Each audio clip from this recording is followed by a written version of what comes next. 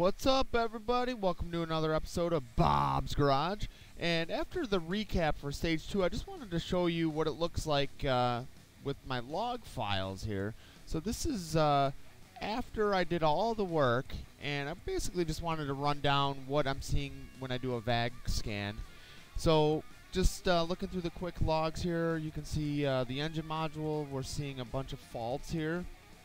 I got one for charge pressure. One for DTC memory, power supply terminal, and O2 sensor.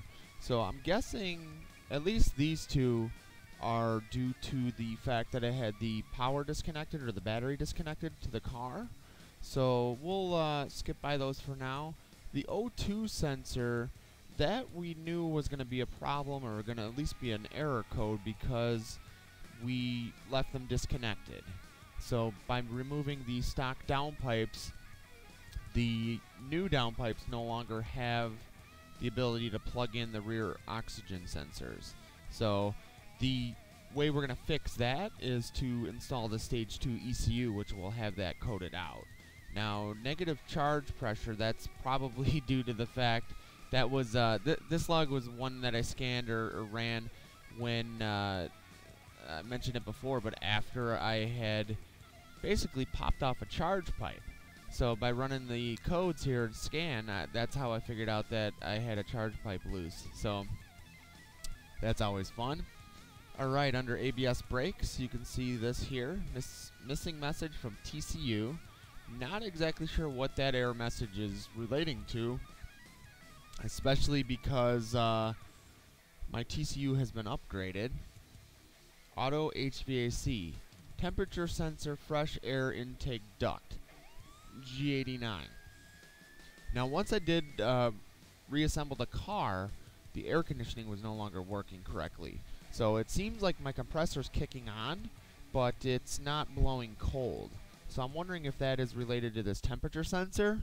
So if this temperature sensor is bad or disconnected, that that might play a factor into why the air conditioning is not working properly. Airbag fault, so this is due to driver side, this is due to the broken clock spring, so I'm going to have to address that.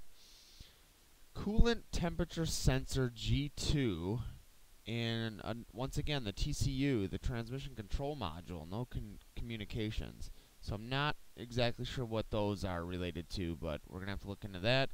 Alarms triggered, that's just from the motion alarms from me sitting in the car while running this scan.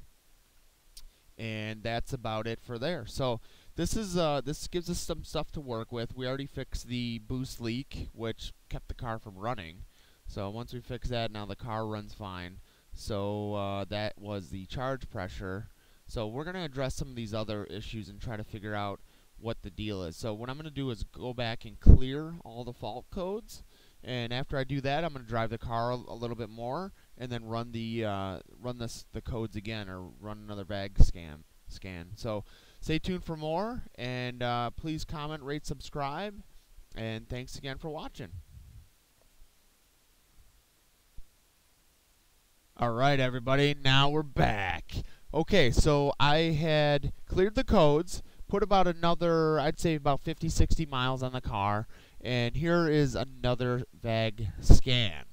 So here we can see some of the similar codes as earlier, as well as a bunch of new ones. So we're still showing a negative deviation for charge pressure, and not exactly sure why that is. I'm going to have to do another boost leak test. And we're showing a DTC memory of instrument cluster. Not exactly sure what that is. But then as well as the low voltage. So if we look down here, though, we can see a whole list of O2 sensor codes. So bank 2 sensor 1, bank 1 sensor 2, bank 2 sensor 2. So these are the rear O2 sensors. Not quite sure why I'm showing a malfunction on this one here. I'll have to double check that it's connected. But these two are for sure disconnected, or not in the airstream of the exhaust. Alright, so transmission. So now it looks like the TCU alert disappeared. So the transmission control unit not being able to communicate, that's gone. no ABS. We still have that G89 sensor. Okay, airbag igniter, we already talked about that. And we're still showing this G2 coolant temperature sensor. So let's see. Oh, here's one for the TCU, but the other alert cleared. These are just our default motion alarms. Okay, so we're looking a little bit better. We dropped off a couple of the TCU alerts. These are all going to get fixed with the Stage 2 ECU swap. So that leaves us mainly with having to address this G89 temperature sensor, as well as this is important to me too. Of course, I gotta get my clock spring fixed. So we're gonna be going over that. But then this G2 coolant temperature sensor. So I'm gonna research both of these. Probably what I'll do is replace this G89 temperature sensor. This G89 temperature sensor, that's the one that is inside your cabin, just underneath your cabin air filter. And what that temperature sensor does is that provides a readout to your dash, the little LCD screen in between your speedometer and your tachometer. That where that displays the outside temperature, that's read from the G89 sensor. So I was having some issues, intermittent issues with that sensor, because there'd be days where the exterior or outside temperature listing was way off, and I've even had days where the temperature's been counting down or counting up. So I guess I knew that that sensor was going bad, or there was some sort of an issue or something. But so what I'll probably do is just replace that sensor anyway. I think it's not very expensive.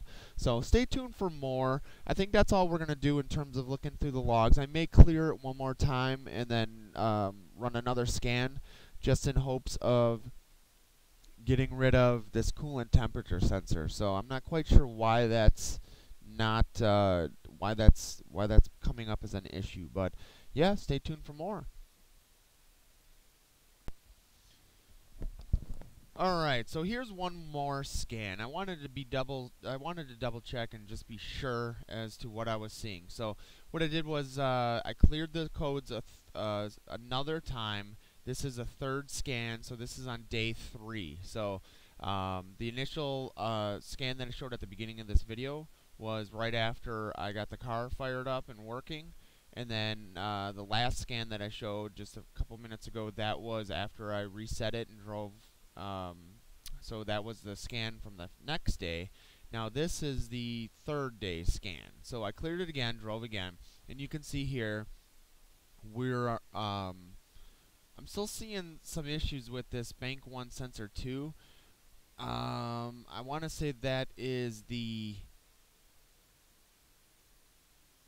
okay, yeah, here you go. Bank 2, bank 1, O2. So these are the rear O2 sensors. So big whoop, not too much of a problem. If you remember back, I'm no longer now seeing instrument cluster alerts and TCU alerts. So auto trans, no faults found, ABS brakes, nothing, and we're still seeing the G89 sensor, driver's airbag.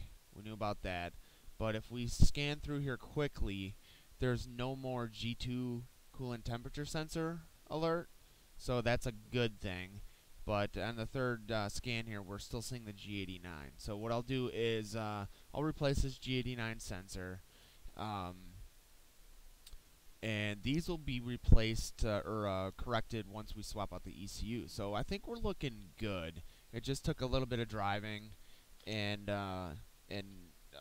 miles to clear out a bunch of those other errors, like the instrument cluster and the TCU. I've never seen that TCU intermittent communication error before, so I was a little concerned about that. But maybe that was just because it was I had killed the power to the car by disconnecting the battery for so long. It basically just killed off all of the stored data in the cluster and all that stuff. So that'll give us a starting point. So I want to get my air conditioning up and running as soon as possible. So I'm hoping that it's an issue with this temperature sensor. Like I said, I do believe that the air compressor or the air conditioning compressor is kicking on, but it just doesn't seem to be blowing cold. So it's doing something. I'm having water dripping underneath the car, as if it's pulling condensation out of the air, but it's not cooling down the car. So we'll look into that. And yeah, so I think we're doing good. So this is we'll just chase down this G89 alert, and then we'll go from there. So stay tuned for more. Please comment, rate, subscribe, and let me know if you have any questions.